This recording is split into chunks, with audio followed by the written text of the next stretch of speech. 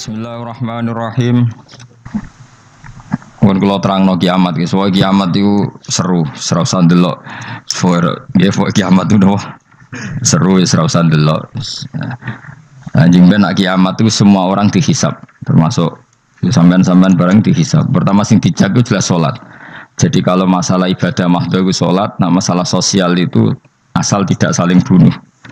Terus kalau terangkan ya, terus ngendikane Rasulullah sallallahu alaihi wasallam ngendikane la yazalul mar'u fi fushatin min dini malam yusib daman haroman. Bapak malih ya.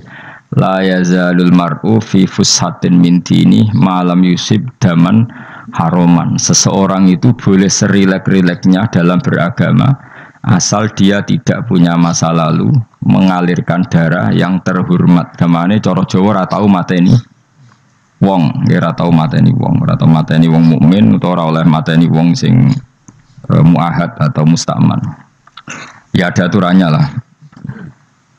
Jadi kalau sampean urip ora tau mateni wong iku wis cara beragama iku rileks karena fifus satin mintin.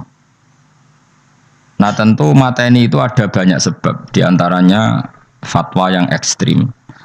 Sehingga ulama dulu itu senang diguyon sampai keterusan saiki. Jadi kabeh wong alim khase sering guyon karena memang menghindari omongan penting. Kenapa? Karena sekali omongan penting ini kadang yu'addi ilal fatwa kita kotul. Takutnya fatwa itu ekstrim, kemudian saling apa? Saling bunuh. Sehingga masyhur itu ada pepatah bahwa statement ulama atau kolamul ulama, penanya ulama itu ahaddu minas sayf, lebih tajam ketimbang apa? Pedang, karena bisa menimbulkan macam-macam. Sehingga dulu banyak ulama kalau bab jinayat itu sudah tidak mau baca bab jinayat. Jinayat itu karena ya takutnya fatwanya itu ekstrim. Ada beda zaman Nabi. Zaman Nabi itu kan enak ya. Sing Kanjeng Nabi mesti bener ya.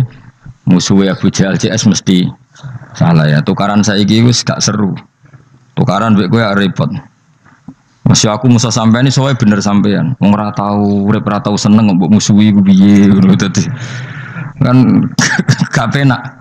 Jajal misalnya kiai itu karan mbek santri, wong mesti kan normalnya bela kiai ini, mergo luwih alim luwih bener. Tapi kan cara pandang lha iya sing bener kok mau ngalah kan. Iso wae sing disalahno pangeran iku sing saiki wong tuwa tukaran mbek anak, kira-kira wong nyalahno sapa? Nyalahno wong tuane apa anake? Cara kowe dadi hakim. Wong tua kok wani anak, kualat tuh mujur ya lucu. Ini kan anak kok wani wong, tapi wong tua kok wani anak, wong tua model opo, anak wani wong tua ya anak model opo, ya model milenial model. Tapi potensinya itu sama-sama salah. Sehingga ulama itu mulai dulu itu menghindari, ngendikan penting itu menghindari, karena ya tadi takut fatwa itu. Saya ulang lagi ya, jadi seseorang itu selonggar-longgarnya dalam beragama asal tidak pernah membunuh, tidak membunuh darah yang seharusnya tidak terbunuh. Terus kalau masalah ibadah itu Allah ngambilnya sholat. Awwalu ma yuhasabu bil mar'u napa? As-sholat. Pertama yang dihisab itu sholat. Jika sholatnya lolos, maka hisab yang lainnya napa? Ringan.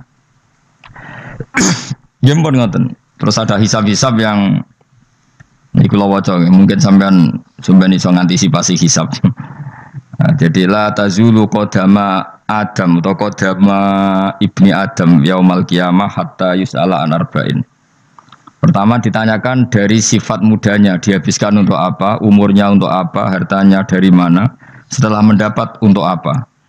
Terus wa an ilmihi madza amila bihi, terakhir setelah mendapat ilmu itu apa yang dia perbuat. Mengenai ada orang tua ilmu tidak ditakoki oleh pangeran dong ngerti apa takoki. Ilmu bisa ngelakoni, bukan gada ilmu ya gusti. Harus serempet misalnya. Dunia bukan gada dunia. Lewat pun yang dunia, ngentosi mati. Sehingga aman apa? Sebab itu orang fakir itu masuk surga lebih cepat timbang orang kaya kacek bener 500 tahun ketakoki. Dia apa bukan gada nopo-nopo. So ngaji buatan. Jadi gak perlu pertanggungjawaban mereka napa kacau kan. Nah, sementing kalau terang ngeten ya. Iki penting rungokno. Mahsyar iku maknane iku nggon giringan. Terus kiai kuno maknane bayangno nggon mahsyar iku maknane tempat dihalonya semua manusia. Terus mauqif itu tempat diberhentikan, apa? Tempat diberhentikan. Terus di situ Anda innahum mas'ulun, mereka semuanya ditanya, dihisab. Di rumah semuanya dihisab. Terus ngendikane Kanjeng Nabi, hasibu anfusakum qabla an tuhasabu. Menghisablah diri kamu sekarang sebelum kalian semua dihisab. Sehingga potensi kita ini umat Islam utamanya yang tahu ngaji-ngaji ini, sampean semua dihisab ini kemungkinannya kecil. Karena ketika kowe ning donya sampean sedanteni kan biasa wis donga Rabbana zulamna anfusana. Jadi ya Allah, saya ini benar-benar mendolimi diri kita sendiri. Karena tujuannya hisab itu taubah. Taubah itu mempermalukan mereka di depan umum. Seorang lagi ya, jadi semua hisab itu taubihan, mempermalukan mereka di depan umum bahwa mereka orang yang buruk. Sementara kamu di dunia sudah sering ngaku orang buruk. Saya ini wis roh wong akeh, maksud ini kan. Jadi kayak ngakuin apa Rabbana zalamna anfusana. Sehingga ngendikane Kanjeng Nabi sebuti hasibu anfusakum qabla an tuhasabu. Menghisablah diri kamu sendiri sebelum nanti kamu benar-benar dihisab. Sehingga umatnya Rasulullah itu kemungkinan kena hisab itu kecil sekali karena tadi sudah terbiasa menghisab dirinya sendiri. Apalagi kita, kata Rasulullah, saya dikasih hadiah yang para nabi sebelum saya enggak dikasih hadiah itu. Apa itu? 5 hal itu. Di antaranya apa? Kata Rasulullah, wa utitu khawatima suratil Baqarah. Saya dikasih terakhir-terakhirnya surat Baqarah. Di surat Baqarah itu umatnya Nabi dapat bonus dan ini luar biasa, yaitu ayat Rabbana la tu'akhidna in nasina wa akhtana. Ya Allah, jangan hisab kami, jangan beri sanksi kami, jangan azab kami kalau suatu saat kita lupa atau salah. SP nak kue urung salah, padahal mesti salah. Rai-rai ini gak mesti salah. Wes gawe perjanjian mbek pangeran Gusti. Dalam perjanjian dong, ya apa? Setiap saat salah langsung sepuro. Mohon buatan usaha istighfar malih, mohon niki, mohon niku. Terus deal, soalnya deal ini. Nah itu ngendikan Kanjeng Nabi senyum-senyum senengnya ra karuan. Dan setiap itu dibaca oleh umatku, Allah sudah jawab qala na'am. Jadi Rabbana la tu'akhifna in nasina aw akhtana. Terus qala Allah menjawab na'am. Terus Rabbana wa la tahmil alaina isron kama hamaltahu alal ladzina min qablina. Nabi Muhammad jawab, Allah menjawab na'am. Sampai terakhir wa'fu anna, Allah jawab na'am. Kemudian para kiai itu punya kiat supaya umatnya itu hafal itu. Terus jadi bahan tahlil itu masalah ya. Faminhum ya faminhum. Sing tahlil ya ora paham, sing kritik ya ora paham. Alhamdulillah itu mesti podo-podo ra kena hisab. Mergo podo-podo ora napa? Paham. Jadi ora ono barokah kaya goblok wis barokah tenan. Mergo sing lakoni ya ora paham, sing kritik ora paham. Jadi kalimat yang di akhir surat Baqarah itu adalah termasuk hadiahnya Rasulullah yang tidak diberikan pada Nabi sebelumnya. Ini apa ini? Utitu khawatima suratil Baqarah. Saya dikasih akhir surat Baqarah. Gini ku setiap doanya umat Nabi Allah jawab napa? Naam. Jadi ya Allah la tu'akhidna, jangan kasih sanksi kita innasina au akhtona. Allah jawab naam.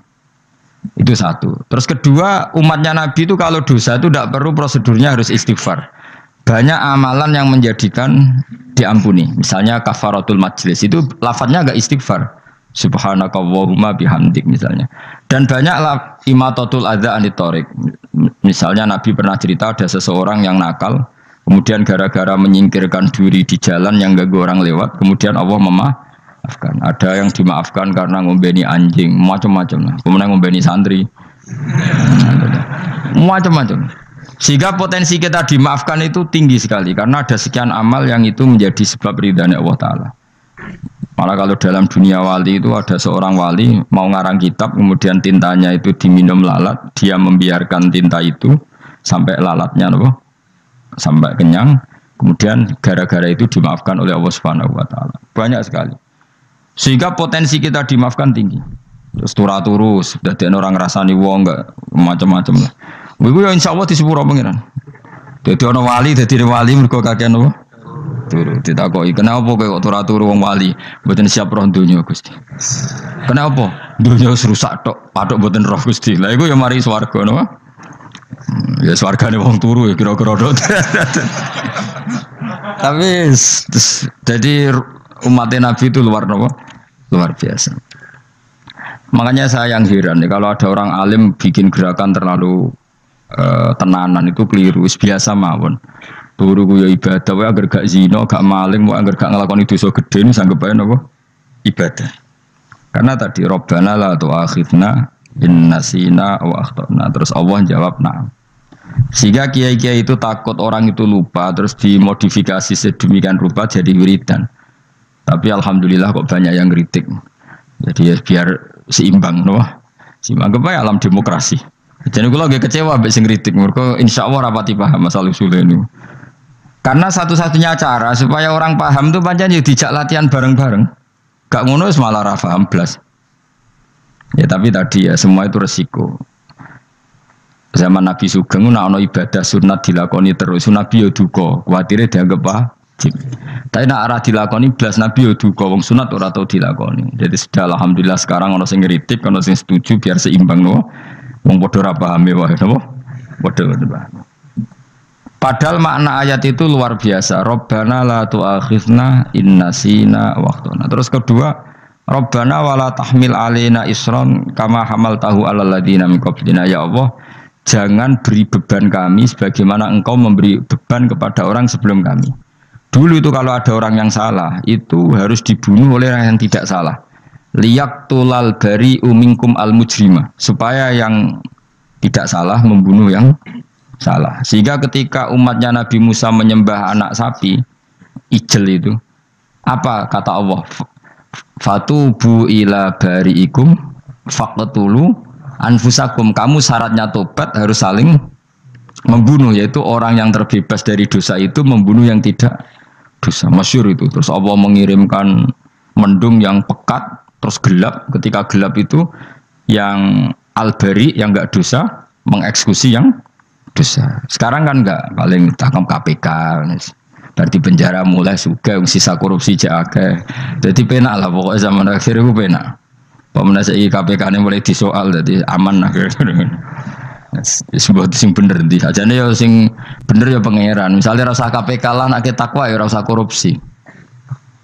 Kalau KPK dilemahkan nanti yang korupsi marah. Lah masih orang KPK lah nak di pangeran kan ya aman karena korupsi. Kowe aneh-aneh wae. Kowe wong mukmin kok bakas ngono. Kowe sementing iku nak kowe wedi pangeran kan ora usah polisi, ora usah KPK, wis tetep ora usah dosa wong wedine mbek pangeran. Nah, kecuali ora usah pangeran ateis, lha iku masalah. Ya, tapi kan omongan ini gak populer, padahal bener. Nah, aneh. Jadi karep pemilu ngene, terbebas korupsi nek ana KPK, urip makmur nek ana menteri kemakmuran. Pokoknya kuwabe kuwi mbok gantungno pejabat negara. Mengane tau hitam jeblok, sak jeblok-jebloke. Misalnya rasa sejahtera, sare menteri sosial harusnya gini-gini. Ngono korupsi salah KPK. Ngono ana ora keamanan salah polisi. Senengane nyalahno wong.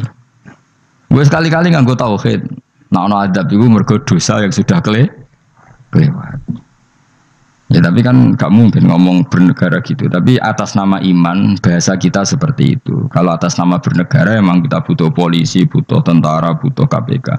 Tapi atas nama iman ya tadi. Kalau kita diberi sanksi Allah itu rata-rata dari bima qaddamat yadaka itu pasti ada salah yang pernah Anda lakukan. Ya, tapi sudahlah ini zaman sudah seperti ini. Sanut ya, anut umumnya wong akeh. Kalau terang nomale masalah hisab ya. Hasibu anfusakum qabla antu hasabu. Kamu menghisablah diri kamu sebelum kamu dihisab. Misalnya saya sebagai ulama, tentu hisab terberat saya itu kitmanul ilmi, menyembunyikan apa? Ilmu. Karena ilmu kalau disembunyikan tuh bahaya sekali. Bayangkan di alam fisik. Misalnya ada orang berkebutuhan pada kemaksiatan, terus di situ ditulis bar, karaoke misalnya. Orang bisa ke sana karena ada tulisannya, ada WA-nya, ada alamatnya. Kemudian ketika Anda bisa Fathul Qorib, tidak ada tulisannya. Harusnya Anda juga nulis ahli Fathul Qorib, ahli Fathul Mu'in, nah, atau ahli Jaljalut, tulis saja. Ahli Primbon. Enggak apa-apa, tulis saja. penerus Ronggo Warsito, tulis saja. Zaman gendeng, nara melok gendeng, raguduman, tulis saja. Tapi barokahnya tulisan itu kan orang bisa tahu. Makanya kenapa banyak orang sufi yang sudah menyembunyikan diri, wanaknya nakal-nakal, karena dia disalahkan Allah, karena menyembunyikan ilmu. Saya itu orang yang senang tertutup, kecuali masalah ilmu. Saya mau mengajar terbuka seperti ini. Karena tadi, awal dari dikenalinya kemakrufan adalah dimaklumatkan. Awal dari dikenalinya keburukan juga karena dimaklumatkan. Betapa celakanya kalau kemungkaran dimaklumatkan, sementara kebenaran tidak dimaklumatkan. Makanya Mbah Mun itu sampai berfatwa, Mbah Mun guru saya itu. Nak ono masjid ra ono menawarane Mbah Mun duka. Masjid kok ora ono menarane, wajib ono. Dulu saya iskal, kenapa menara jadi wajib? Tapi setelah saya tambah angan-angan, secara fikih jelas tidak wajib. Tapi coba bayangkan, misalnya ada bar lampunya tinggi, orang dari jauh tahu itu bar, sehingga kalau mau maksiat misalnya ingin ke sana. Sekarang misalnya masjid gak ono menarane, ada orang ingin sholat, ono masjid tahu ora. Tapi baru kayak ada menaranya kan? Tahu. Intinya semua kebaikan itu harus dimanarohkan. Makanya manaroh itu dari kata nur, dimenarakan, dari kata nur, dari kata dicahayakan, dimaklumatkan. Sehingga mulai dulu lama itu meskipun humul itu menyembunyikan diri. Tapi kalau masalah ilmu mereka membuka diri. Loh, coba kalau misalnya ngaji seperti saya ini, saya tidak terang-terangan jadi orang alim. Sebetulnya nggak baik. Kalau kamu ujub, sombong, aku orang alim itu tidak baik. Tapi kalau kita kan tidak karena ujub tadi, harus memaklumatkan. Coba berapa bapak-bapak yang tertolong nyari bidan ketika istrinya hamil, gara-gara tulisan karena yang nolong itu bidan, ya kan, dokter gigi, atau kalau nggak dokter ya ahli gigi. Ahli gigi itu yang dipasang tanpa medis itu. Nggak kamu menjadi tahu karena apa coba? Tulisan kan. Tapi kenapa kebaikan tidak seperti itu? Harusnya sampean itu tulis saja. Misalnya sampean nggak alim saja, maklar orang alim. Siap menyalurkan ke tempat-tempat orang alim. Coba TKI tenaga kerja itu. Mereka tahu Korea, Hongkong karena tulisan penyalur tenaga kerja. Tulis saja rumah kamu penyalur ke orang alim. Nanti antar kebeduan. Kalau ada orang tanya, maksudnya gimana? Kalau butuh orang alim, tak antarkan. Oh ya sudah. Itu kalau se-Indonesia. Itu luar biasa. Jadi yang ngajinya dulu Fathul Qorib sampai bab sholat itu saja ahli Fathul Qorib sampai bab sholat. Tulis saja dalam kurung pemahaman pas-pasan. Lo coba dokter itu kan fair. Kalau ilmunya pas-pasan tulis dokter umum. Kalau dia merasa pinter dokter spesialis. Dan itu menjadi orang tahu. Tulis saya kan ke ahli saraf. Nah, lo buatan guyon itu betul. Makanya saya ini termasuk orang yang menyembunyikan diri. Tapi kalau bab ilmu enggak. Sehingga nyun saya tidak sombong, banyak gus-gus alim yang ngaji saya Jamul Jame, ngaji Mahali. Padahal itu kitab tersulit di pondok. Tapi gara-gara saya sering cerita, saya pernah ngaji Jamul Jame sama Mbah Mun. Saya pernah mentakriri kitab ini, kitab ini. Nya banyak yang ngaji saya. Kalau tanpa itu kan mereka tidak tahu. Ya sampean nggak apa-apa kalau menyaingi saya, tulis saja di rumah kamu.